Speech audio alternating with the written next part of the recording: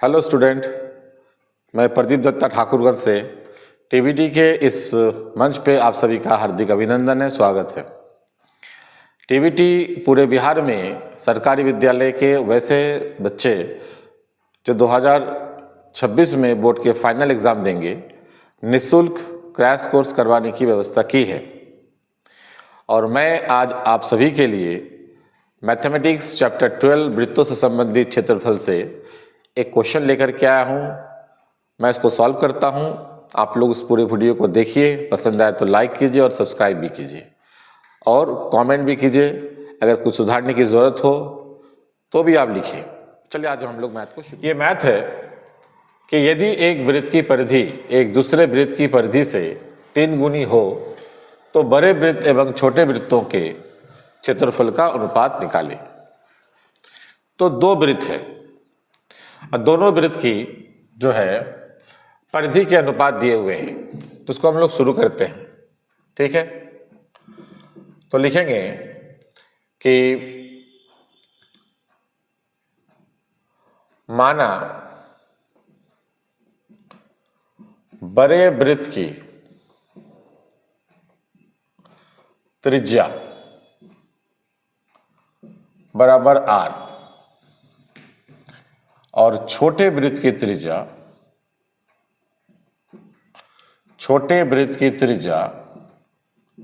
इसको हमने मान लिया स्मॉल r। तो बड़े वृत्त की परिधि क्या होगी? तो बड़े वृत्त की परिधि इसको हम लोगों ने मान लिया S1, ये हो जाएगा 2πr। और छोटे वृत्त की परिधि क्या हो जाएगी? इसको हमने S2 माना, ये हो जाएगा 2πr। ठीक है, अब क्वेश्चन में क्या है? प्रश्न से जो बड़े वृत्त की जो परिधि है वो छोटे वृत्त की परिधि का जो है उसका 3 गुना है। तो बड़े वृत्त की परिधि कितनी हो जाएगी? प्रश्न से ये हो जाएगी 2πr, जो छोटे वृत्त की परिधि का 3 गुना। यानी छोटे वृत्त की परिधि को हम 3 से मल्टीप्लाई करेंगे तो बड़े वृत्त की जो परिधि है वो उसके बराबर हो जाएगा। अब एक समीकरण आपको दिख रहा होगा, इस समीकरण में 2π और 2π कैंसिल होता है तो r बराबर होता है 3r। यानी जो बड़े वृत्त की त्रिज्या है वो छोटे वृत्त की त्रिज्या का 3 गुना होता है। तो अब इनके परिधि का अनुपात क्या होगा? तो परिधि के अनुपात कैसे निकालेंगे? तो लिखेंगे कि बड़े वृत्त की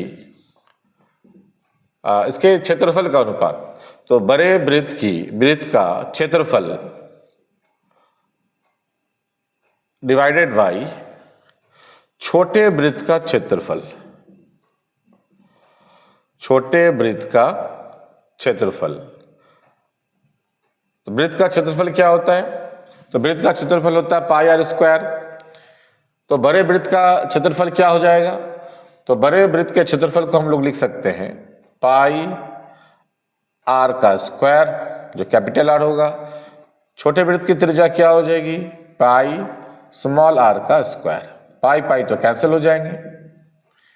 तो बड़े वृत्त की त्रिज्या जो है वो छोटे वृत्त की त्रिज्या की 3 गुनी है। यानी हम देख सकते हैं कैपिटल R का वैल्यू हम लोग यहां से रखेंगे, तो कैपिटल R का वैल्यू है 3 स्मॉल r।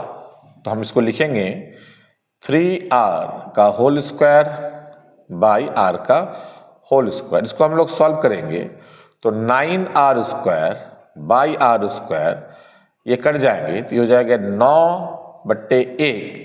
इसको हम लिखेंगे 9:1।